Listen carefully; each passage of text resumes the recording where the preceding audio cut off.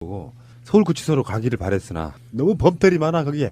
그래서 동부구치소로 간다 그러죠. 송파을이죠. 최고의 시설입니다. 가깝네. 거기에 저기가 김기춘하고 최순실이 있어요. 거기 같이. 완전 새 건물이거든요. 이번에 새로 네. 생겨서. 그래서 이제 이명박도 독방을 쓸 것 같은데 그냥 독방이죠. 징벌방. 징벌방 거기 있으면은 미칠 텐데.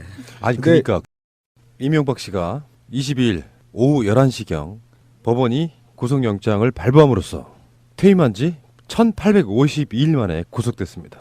이명박 구속에 대해서는요 수년 전부터 그 범죄성을 지금까지 우리들이 이야기해왔죠. 결국 사필 규정 이명박 씨는 감옥에 가게 됐습니다. 구속영장을 발부할 만큼 현재 죄가 인정된다. 그런 의미가 가장 크다고 할 수 있겠습니다. 검찰이 구속영장을 청구하면서 법원에 증거 기록 등 157권 8만 쪽에 이르는 자료를 제출했습니다. 이명박 씨는요 오늘이 22일인데 21일 날 새벽에 자신의 입장문을 미리 써놨다가 구속영장이 발부되자 그 페이스북 페이지를 공개했는데요. 그 내용도 가식적이고 뭔가 좀 가증스럽기까지 한 그런 모습들을 보이고 있고요. 사실 제 입장에서는 박근혜 탄핵보다 훨씬 더 기쁜 날이라는 생각이 들어요. 여러분들 핸드폰, 스마트폰 다이어리에 3월 22일 이명박 구속이라고 적어두십시오. 가장 역사적인 날이라고 생각이 들고요. 이승만, 박정희, 전두환, 노태우, 이명박, 박근혜 등으로 이어지는 보수 세력이라고 불리우는 사실상 수구적폐 세력의 몰락이라고 볼 수도 있을 것 같고요. 이명박 씨는 이 순간 이후에 사실상 특별한 일이 없다면 살아서는 감옥에서 나오기 힘들 만큼의 중죄를 졌고요. 그 수사량도 어마어마하지만 그 죄가 구속이 된 이후에 훨씬 더 많은 양들이 쏟아져 나올 거라고 저는 봅니다. 댓글 1위가 이런 내용이네요. 이야 기분 좋다. 이게 노무현 대통령이 봉하마을 내려가셔서 했던 말씀이죠. 이야 기분 좋다. 이런 거고요. 지금 이명박의 수사로만 끝나는 건 아니고요. 이명박의 가족들이라고 할 수 있는 김윤옥, 이시영, 이상주 이런 자들도 수사를 받아야 될 거고요. 자기 변명으로 일관하는 반성문을 보면 씁쓸한 마음을 지울 수가 없죠. 우리 같은 사람들의 일상이랄까 인생에서 보면 반성이 먼저여야 됩니다. 내 죄는 굉장히 적은데 어찌됐건 미안하게 생각해 이런 정도로는 안 되는 거고요. 뭐 잘해보려고 했으나 이런 말도 안 되는 소리인 것처럼 들려지고요. 우리들 일생에서 말이에요. 이명박 같은 죄에 1000분의 1, 10,000분의 1만 지어도 구속됩니다. 본인의 말처럼 국가를 위해서 대통령으로서 뭔가를 한 것이 이 사람이 갖고 있는 여러 가지 지금까지 나온 죄들로 덮을 수 있는 사실은 없다고 생각합니다. 당연히 국가를 위해서는 열심히 해야 되는 것이고요. 국가를 사유화하기 위해서 얼마나 많은 짓들을 했습니까? 4대강, 자원외교, 방산비리 이것들은 아직 건드리지도 않았습니다. 국가를 위해서 뭘 했다고요? 내가 대통령 가면 이명박만큼 일 못합니까?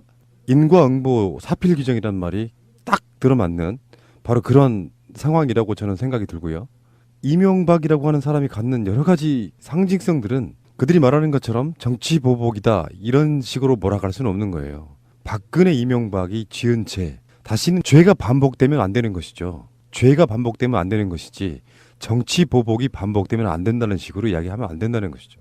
세상에 어떤 대통령이라고 해서 공과가 없겠습니까? 공이 있으니 과는 없는 걸로 해줘. 과를 있는 걸로 하면 정치보복이야. 이런 논리인 거잖아요. 말이 안 되는 것이고 지금 드러난 것처럼 이명박이라는 사람은 대통령이 된 이후에 그 모든 권력을 자기의 이익을 위해서 부를 축적하기 위해서 그 모든 행위들을 한 것처럼 보일 만큼 이명박의 죄는 가볍지가 않다는 말씀을 꼭 드려보고요. 노무현 대통령이 봉하마을 내려갔을 때 국가기록원에 관련된 그 부분을 갖고 바로 경찰 사찰을 시작했다는 게 또 오늘 나온 뉴스 중에 하나이죠. 그러면서 본인은 오히려 대통령 기록물을 가져다가 국가기록원으로 넘기지 않고 자기 자신의 건물 지하 창고에 보관하는 이런 짓을 저질렀던 바로 정말 가장 이중적인 인물이라고 저는 생각이 듭니다. 그 정말 오랜 시간 동안의 이명박의 악행. 대한민국은 이명박으로 인해서 최소 20년 정도 후퇴한 나라가 됐습니다. 현명한 우리 국민은 이명박과 박근혜라고 하는 두 전직 대통령을 권좌에서 사실상 끌어내린 것이죠. 대한민국은 앞으로 수백 년 동안 이 경험을 바탕으로 진짜 위대한 민주주의를 할 수 있는 나라가 될 거라고 생각합니다. 현명하신 대한민국의 국민들께 정말 수고하셨고 감사했다는 말씀을 여러분들께 올리겠습니다. 이명박 얘기로 갑니다. 야, 대통령 한 명 정말 구속시키는데 굉장히 어렵네요. 우리는 뭐 여러 가지 예상이 있었습니다만 대략 명종님의 이야기들이 맞아 떨어지고 있긴 한데 이따가 다시 이야기를 하겠습니다만 MB가 영장 실질 심사를 포기함으로써 뭔가 굉장히 상당히 꼬였어요. 꼬이긴 했는데 어차피 그러면 그냥 우리가 소리만 보고 할게. 그러면서 방송하는 이 시간까지는 이명박 구속 얘기가 안 나오고 있지만 우리가 지금 22일 날 목요일 날 저녁에 방송하고 있거든요. 이 저녁에 방송하는데 예상은 23일 날 새벽쯤에 나올 것이다. 제가 이제 야근을 해야겠죠. 구속영장이 발부가 되면 방송으로 미친 듯이 제가 방송을 하겠습니다. 여러분들 그 시간까지 남아있으라고 제가 말씀 못 드리고. 남아 있죠 뭐 이렇게 좋은 날. 뭐하고 구속할 남아있어야 돼. 뭐하고. 갔다가 와. 구속과 함께 막 달려와. 다 아니 모여. 실제로 생각해봐봐. 여러분 정말 좋은 생각이신데 명정님도 일하고 오시고 우리가 지금 이 날을 위해서 달려왔는데 이명박 구속되는 시간에 잠을 자 씨발. 잠을 자고 방송실에 없어야 해? 이건 MB에 대한 예의가 아니야 씨발. 다 나와. 구속 결정되면 부르세요. 일하다가 중간에 뛰어올게. 그럼 새벽 2시 와야 돼요. 올 수 있어요. 저는. 그만큼 가슴 벅찬 일이고 사실 이명박 개인으로 보면야 가슴 아픈 일이겠지만 국가의 모든 적폐의 상징 같은 인물이에요. 범죄성, 적폐성, 악랄함, 비리. 근데 이 사람이 정권을 잡고 거기에 파생된 박근혜까지의 정권이 가졌던 우리나라의 그 정체와 역진. 그게 중요해요. 예, 이런 것들을 예. 봤을 때 이 사람이 지금 막 검찰에 출석하고 또 영장 청구를 하고 하는 과정에서 딜레이가 돼서 약간 좀 선택과 집중이 안 되는 측면이 있지만 이명박 구속되는 날 아는 사람들한테 떡 돌리겠다고 했던 사람들이 벌써 10여 년 전부터 있었다는 사실을 얼마나 행복한 일입니까? 저는 이미 돌렸습니다. 예. 그리고 또 금요일 날도 또 돌립니다. 국수. 어떤 분들은 이렇게 말씀하시더라고. 이런 사안에 있어서 구속되는 건 사실상의 유죄를 의미해요. 그럼요. 나중에 그 판단은 법원이 내리는 거지만 그래서 이명박이 사실은 길거리를 활보할 수 없는 바로 그날이 됐다는 뜻이고 이 의미가 간단치가 않은 게 저 세력들 이승만, 박정희, 전두환, 노태우, 이명박, 박근혜로 이어지는 이 세력들이 사실은 완전하게 사망 선고를 받는 날이기도 합니다. 지금 아까 말했는데 그 MB가 법정에 나와서 심사를 받을 수가 없어요. 사실상. 지금 최근에 지금 4대강까지 하나까지 기소장에 들어가 있다고 하는 거 아닙니까? 그걸 포함해서 약 8만 페이지가 넘는다고요. 범죄 사실이. 이 8만 페이지를 어떻게 분석합니까? 명박이. 대장경이네요. 아, 그러네요. 8만 대장경이네요. 거의. 근데 이게 이제 그 MB가 안 나오는 게 뭐 국제법으로도 말이 안 된다. 간단히 말하면은 누구한테나 그걸 심사를 받아서 마지막으로 그 판사한테 소명할 수 있게 기회를 주는 거예요. 누구한테나 주는 권리 같은 건데. 그걸 안 하겠다는 거예요? 그러니까 그거는 내가 봤을 때는 그냥 간단치가 않아요. 뭐 할 말이 있고 언제 다 보냐 이런 차원이 아니라 난 전략이라고 보는데 이러면 이 사람 재판도 안 나옵니다. 방법이 없어요. 그냥 정치 투쟁하는 거예요. 내 느낌은 그래요. 앞으로 재판도 안 나옵니다. 그런데 그럴 수밖에 없는 이유가 뭐냐면 소명할 수가 없어. 너무나 명백하기 때문에 제가. 예를 들어 죄를 다툼의 여지가 있을 수 있잖아요. 죄라는 것이. 예를 들면 박근혜처럼 다툼의 여지가 태블릿 PC가 내 거 아니다라고 계속 주장을 했던 것처럼 근데 MB 것은 다스가 내 거 아니다라고 것만 주장을 하잖아요. 근데 그러면 다스가 내 게 아니다라고 주장하는 거에 대해서 이미 검찰이 들이대버렸어. 이게 돼버려서 그다음에 만약에 MB가 나와서 재판을 계속 받게 되면 수십 명의 증인들이 나와서 당신 거 맞잖아요. 당신 거 맞잖아요. 할 거기 때문에 이거는 재판을 나올 수가 없는 입장이 지금 처해 있어요. 죄가 너무 많습니다. 그러니까 전례가 없다 그러잖아요. 이런 경우가 없어서 지금 검찰과 법원이 상당히 당황했던 부분인데 나와주는 게 맞고 박근혜까지도 나왔잖아요. 이 상태에서 이명박이 안 나온다고 하는 건 죄를 인정한다고 우리는 보통 해석하지만 정반대로 저는 볼 수 있다고 봐요. 정치보복 프레임을 전부터 걸었잖아. 네. 그렇다 보니까 그 정치보복 프레임에 있어서 현 정권 아래에서는 공정한 재판을 받을 수 없다는 그런 의도를 갖고 지금 던지는 그런 의미가 좀 커 보이죠. 그렇죠. 정치투쟁으로 가겠다는 겁니다. 지금. 그렇게 정치투쟁으로 가겠다고 첫날 뱉었어요. 어떻게 된 거냐면 이제 간단하게 정리를 하면 검찰이 법원에 구속영장을 19일 날 청구를 하고 구인장을 발부를 받습니다. 그 구인장을 발부를 받는 데는 거는 자 이제 MB께서는 우리하고 같이 법원에 가서 영장 실질 심사를 받으시고 날짜가 확정이 됩니다. 22일 실질 심사를 받으시고 여기에서 구속영장이 발부가 되면 들어가시는 겁니다. 그리고 이제 강제로 구인할 수 있는 권리를 법원으로부터 받았는데 이명박이 검찰에게 공식적으로 안 간다고 얘기를 해요. 그러니까 검찰이 화가 났습니다. 그래서 그럼 구인장 필요 없으니까 당신 안 나온다고 그랬으니까 그러면 골석이야. 없는 상태로 진행을 할 수 있어 법원에서는. 그리고 구인장을 법원에 반납을 해버려요. 그러니까 이명박 측에서는 깜짝 놀란 거예요. 그렇죠. 이거 이렇게 되면 안 되는데 상황이 달라지는데 막 이게 말싸움이 오고 가고 논쟁거리가 되고 뉴스에도 오르내려야 자기 입지가 그래도 조금 말빨이 지지자들한테 먹힐 텐데 그게 아닌 거예요. 그래서 깜짝 놀라서 변호인단 측으로 하여금 변호인단 측이 법원에 공식적으로 또 얘기를 합니다. 어떻게 얘기하냐면 우리 각하는 참석 못하지만 우리 변호인단은 참석할 거예요라고 법원에다가 얘기를 해요. 그러니까 법원이 이번에는 법원이 화가 난 거예요. 아니 본인이 나오려면 나오고 아니면 그냥 관두는 거지. 본인이 안 나오고 변호인만 나온다는 건 말이 안 되거든요. 영장실질심사에서는. 왜냐하면 영장실질심사라는 것은 20여 년 된 제도인데요. 검찰이 구속을 하겠다라는 의사를 표현한 구속영장을 청구를 하면 법원이 이것이 과연 저 피의자라고 지목된 사람의 인권을 보호해줘야 되는데 과연 구속이 할 만큼 이게 위중한 사항이냐 이 부분을 가리는 거거든요. 그래서 피의자로 하여금 구속 대상자로 하여금 의견을 청취하는 제도예요. 그래서 이 사람이 뭐 도망갈 염려도 없고 범죄 사실이 다툼의 여지도 있고 이래라고 하면 구속을 안 시켜주는 제도거든요. 사람의 인권을 보호하기 위한 제도예요. 그래서 변호인의 의견을 듣는 게 아니고요.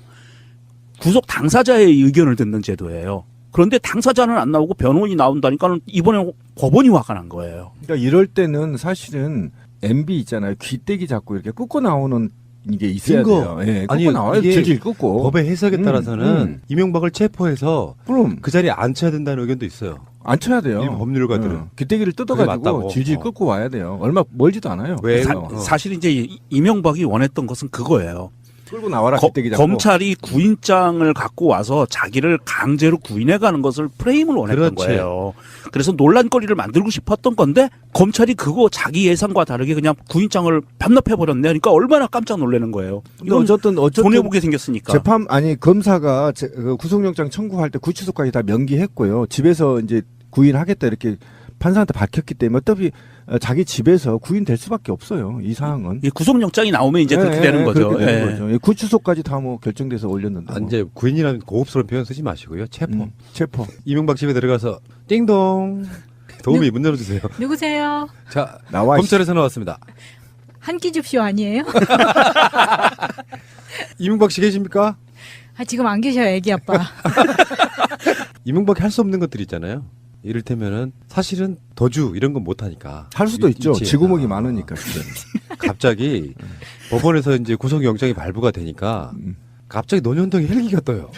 다다다다다다. 이명박 집에 옥상에 딱 앉아요. 그 힘을건하고 막 삐쩍 마르고 쥐새끼같이 생긴 놈이 막 옥상을 올라가. 타고 날아가는 거야. 그렇죠. 저는 의심스러운 게 이명박 집 위에 그 태양광 판넬이 큰 게 있는 게 정말 의심스러운 게 이명박이 전기세 아끼는 사람이 아니에요. 정부에서 지원을 해주기 때문에. 거기도 벌어진 고모가 나와? 대통령 예우에 관한 바지가 법률. 나와 씨발. 아니 그게 아니고 우주선이? 저는 그 논현동부터 일본까지 땅굴을 파놓고 그 땅굴 안에 전구를 밝히는 용도로 태양광 패널을 놓은 게 아닌가. 그 생각이 참 대단하다 씨발. 와. 근데 그래서 구속영장이 청구가 돼서 나오면 이게 이제 청구된 게 인정돼서 나오면 그 땅굴을 통해서 일본으로 튀는 게 아닌가 싶어요. 근데 이제 이명박이 구속이 되는 순간 박근혜하고 약간 좀 다른 구조예요. 박근혜는 현직 대통령이 있으면서 언론들이 다 풀리는 상황이 되니까 온갖 이상한 것들이 다 나왔잖아요. 수개월간. 정말 그런 민낯을 봤는데 그러고 보니까 막상 구속되고 나와서는 더 나온 게 별로 없어요. 근데 이명박은 다른 구조라고 봐요. 그럼요. 그러니까 구속이 딱 되고 나면 그때부터 이제 진짜 4대강, 자원 비리 같은 것도 나올 수밖에 없는 구조로 돼 있더라. 그래서 이번에 네. 기소장에 어쨌든 4대강이 하나 들어가 있어요. 어쨌든 그게 들어가 있어서 어쨌든 지금 여지를 남겨놨기 때문에 앞으로 사자방과 관련된 그다음에 우리가 말하는 저기도 있죠. 부정선거, 댓글 공작. 굉장히 심각합니다. 경찰까지 이제, 동원. 예, 그거 그다음에 또 밝혀진 게 있죠. 나올 겁니다. 노무현 대통령 사찰. 뭐 이런 게 엄청나기 때문에 앞으로도 최소 10범은 더 늘어나야 10가지 범죄를 지금 있습니다. 지금 검찰에 의하면 기소하는 것이 12개 정도의 죄목으로 기소를 하는데 최종적으로는 약 20개 정도의 죄목이 들어갈 거라고 봐요. 그래서 이게 기소가 되고 나서도 계속적으로 이제는 죄가 밝혀질 거고요. 그 밝혀지는 죄의 형량이 아마도 기존에 기소되는 형량보다 더 무거울 수가 있어요. 그렇죠. 예. 그러니까 이명박의 리더십의 성격상 사실은 이게 범죄 집단의 수괴 같은 거거든. 자기 측근들이랑 보면 그렇죠. 성격상 이명박이 딱 착 하고 갇히는 순간에 이명박을 대신해서 처리해줄 사람이 없는 상태예요. 나밖에 모르는 그런 상황이다 보니까 사실상 관련자들이 얼마나 많겠어요. 대통령을 지내자인데. 그럼 그 사람에 관련된 비리들이 하나 두 개씩 계속 나오게 돼 있고요. 검찰도 나는 히든카드가 있다고 했었거든요. 보니까 검찰 출석하기 전에 전혀 몰랐던 내용들이 검찰이 이명박한테 물어보는 것도 있었고 그렇죠. 지금도 계속 나오고 있고 그러니까 이명박은 갇히는 순간에 정말로 자기 인생이 앞으로 밖으로 나올 수 없는 상태가 될 거라고 생각해요. 현실적으로 그렇지. 자기가 정신이 뭐 정치 탄압이다 해가지고 뭐 정권을 바꾸면 사면 된다 이런 건 꿈에도 꾸지 말아야 되고요. 근데 그 전례를 보겠죠 사람들은. 예를 들면은 전두환, 노태우. 전두환은 사형이었고요. 노태우는 무기징역이었는데 그렇죠. 요거를 그 당시만 해도 지역 감정이 극심하던 시절에 김대중 대통령의 대선 공약이었기 때문에 당선되자마자 김영삼 대통령한테 건의합니다. 사면시키라고. 그래서 그 사람들이 살아나는 그 과정들을 박근혜나 이명박이 원할지 모르지만 지금은 시대가 완전히 바뀌었다는 측면에서는 저는 헌법도 바뀌잖아요 이제. 사면 안 해주면. 예, 박근혜의 정부에서도 50% 이상 형량 채우지 않으면 안 됐거든요. 그러니까 지금 민주노총 위원장도 못 나오고 있잖아요. 죄도 없는데, 그죠? 그러니까 그런 측면에서 보더라도 이제는 사면의 기대를 걸 수가 없어요. 예, 사면은 분명히 안 될 거, 말씀해. 예, 안 될 거고요. 예, 못 이번 봅니다. 이명박의 구속영장이 청구된 사항에 대해서 사실은 예전에는 검찰이 이것을 흘렸거든요. 정보를. 이명박 때 그랬잖아요. 검찰이 정보를 흘리면서 여론을 주도해 나갔었는데 이번에 같은 경우에는 조금 특이한 게 검찰에서는 구속영장 안에 들어있는 내용을 오픈을 안 했고요. 이명박 변호인이 오픈을 했어요. 아, 그래가지고 이게 이제 자기들의 정치 탄압이라는 것을 막 증명해내기 위해서 그 안에 들어있는 구속영장 청구서 안에 있는 내용을 다 자기들이 오픈을 해낸 거예요.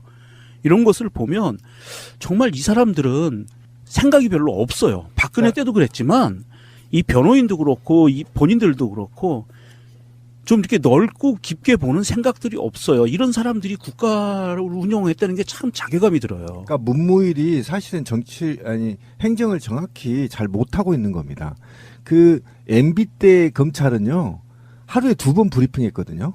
그런데 왜 문무일 안 해요? 좀 했으면 좋겠다 난 오히려. 그러니까 알 권리 차원에서 네, 그 알 권리 정도는 차원에서 했어야 되는데 지금도 하고 있긴 네. 해요. 알 권리 차원에서. 근데 그 없는 사실을 막 공표하고 퍼나르면서 모욕 주는 그런 방식은 아니었다는 게 그렇죠. 그 차이가 있는 네. 거고요. 일단 법원이 구속영장을 발부를 하면 옛날 같은 방식이면 몇 월 며칠 몇 시까지 나와라 이렇게 이야기하는 경우가 있잖아요. 그렇죠. 이번에는 구속영장이 발부가 되면 바로 검찰이 이명박 집으로 가서 체포한다는 거예요. 그렇죠. 네. 그런 거고 서울구치소로 가기를 바랬으나 너무 범죄이 많아 거기에. 그래서 동부구치소로 간다 그러죠. 송파을이죠. 최고의 시설입니다. 가깝네. 거기에 저기가 김기춘하고 최순실이 있어요. 거기 같이. 완전 새 건물이거든요. 이번에 새로 네. 생겨서. 그래서 이제 이명박도 독방을 쓸 것 같은데 그냥 독방이죠. 징벌방. 징벌방 거기 있으면은 미칠 텐데. 아니 근데- 그러니까 그렇다니까. 근데 아니, 거기 들어가면 제일 먼저 뭐 하는 줄 아세요? 옷 벗겨요. 그 다음에 뭐 하죠? 항문 검사. 항문 검사. 그 다음에 뭐 하죠? 그다음에 목욕시켜요. 옷을 입히죠. 그 다음에 뭐 하죠? 이게 중요해요. 머그샷을 하잖아. 아 그걸 수영번호 보고 뭐. 싶어. 갈아입고 벽에 서서 이거 들고 찍는 거. 아 네, 머그샷. 우리가 그 사진 보고 싶어가지고. 예, 네, 좀 예. 보고 싶은 거냐. 그거 패러디도 우리 나왔잖아요. 합성으로 많이 예, 했잖아요. 예. 그게 지금 내일 한다는 겁니다, 이제. 머그샷을. 씨발. 죽인다. 그거 좀 어떻게 가져오실 수 없어요? 뭐 공개되겠죠, 어디서 뭐. 공개 안 되겠네요, 참. 박근혜 때는 그 사진은 공개가 안 됐죠. 네. 그- 사람- 공개는 그런데 공개할 수 5035라고 없죠. 알려져 있죠. 예, 5035라고. 예. 머그샷. 진짜 보고 싶다.